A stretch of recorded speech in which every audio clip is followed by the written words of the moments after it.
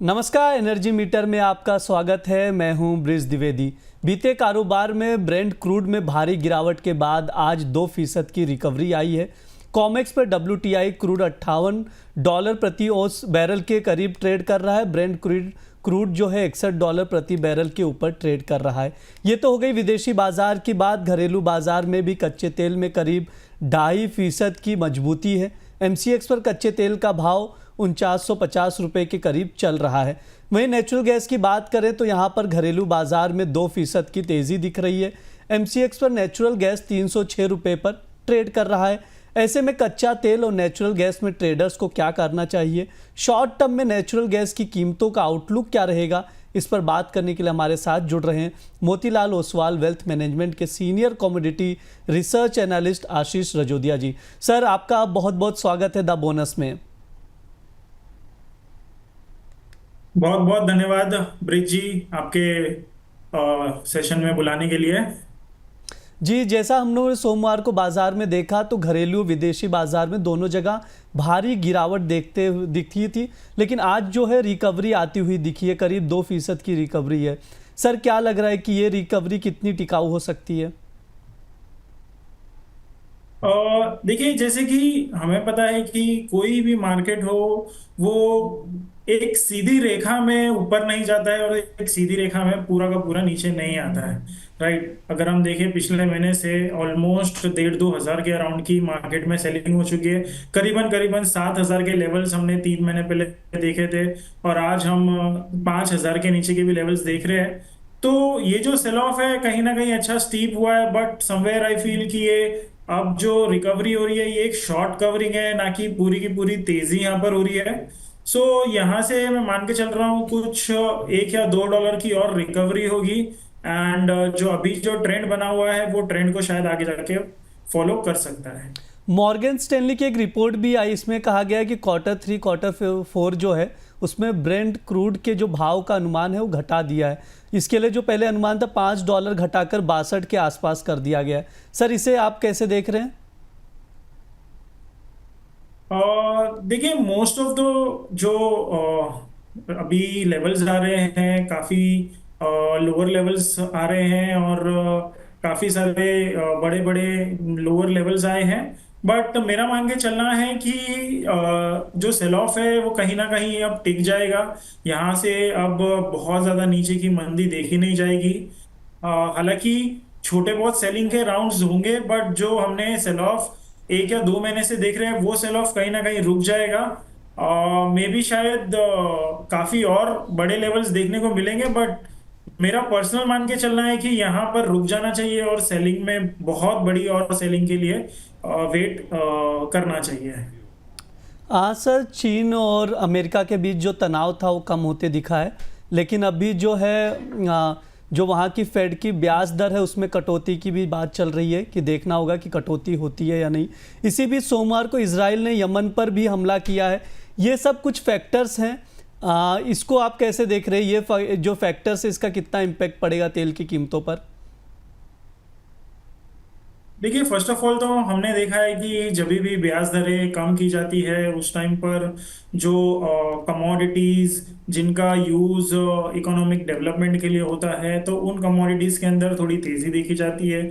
उसी साथ में आप देखोगे मेटल्स के में भी काफी तेजी देखी गई है। उसी के साथ क्रूड में भी थोड़ी तेजी बनती हुई दिखी है।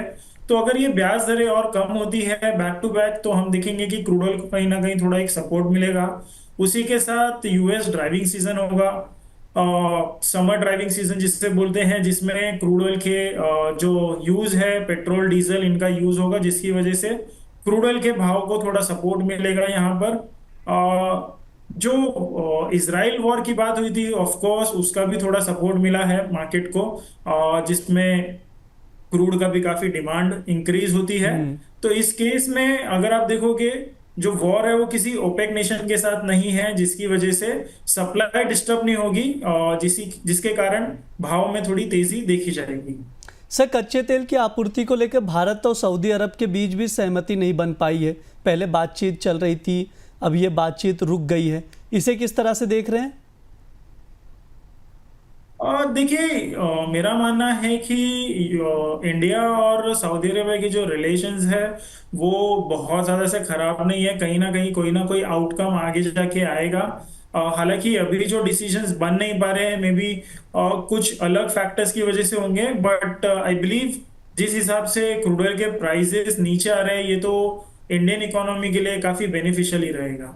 क्या आने वाले समय पे ब्रेंट क्रूड को $50 प्रति बैरल के आसपास देखा जा सकता है?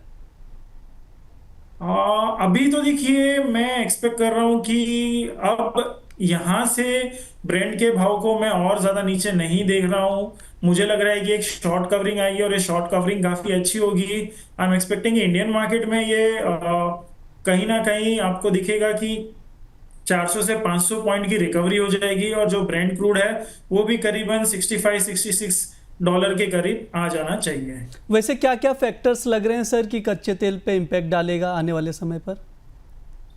देखिए, मोस्ट इम्पोर्टेंट जो चीज है, मेरा मान के चलना है कि जो बेरिश फैक्टर्स थे वो ऑलमोस्ट हो चुके हैं, बिकॉज ओपेक के पास भी कहीं ना कहीं अब जो प्रोडक्शन को इंक्रीज करने की कैपेसिटी है वो कहीं ना कहीं कम हो जाएगी। मे बी शायद वो इसी प्रोडक्शन लेवल को आगे जाके बढ़ा के इसी प्रोडक्शन को सेम रखते हुए चले आगे, बट उनके और प्रोडक्शन को बढ़ाने की कैपेसिटी कहीं ना कहीं खत्म हो जाएगी।